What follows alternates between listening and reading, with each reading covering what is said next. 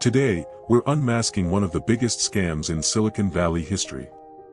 The meteoric rise and catastrophic fall of Elizabeth Holmes and her $10 billion empire, Theranos.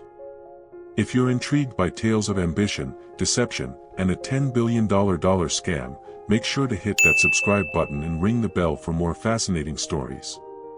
Elizabeth Holmes was once hailed as the youngest self-made female billionaire, touted as the next Steve Jobs.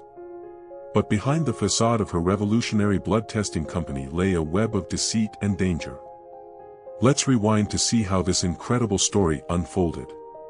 Born in Washington, D.C., in 1984, Elizabeth Holmes was determined to make a mark on the world. She enrolled at Stanford University but dropped out in 2004 to pursue her ambitious dream, revolutionizing the healthcare industry. In 2003, Holmes founded Theranos, promising to make blood testing faster, cheaper, and more accessible. With just a few drops of blood, her devices claimed to run hundreds of tests. Investors were mesmerized.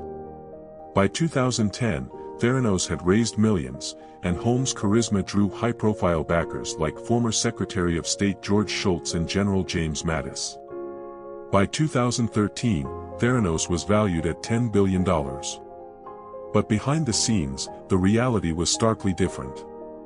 In 2015, investigative journalist John Carreiro from the Wall Street Journal began probing Theranos.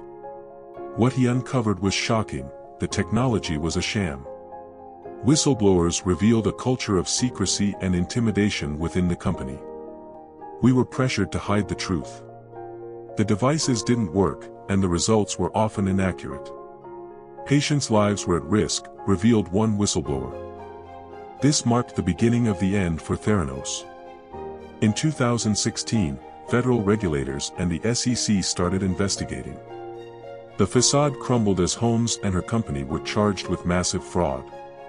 By 2018, Theranos had dissolved, and Holmes was indicted on multiple charges of fraud. Elizabeth Holmes' trial began in 2021, capturing global attention. Her defense claimed she never intended to deceive anyone, blaming the failure on naivety and mismanagement. But the prosecution painted a picture of a calculated fraudster who lied to investors, doctors, and patients.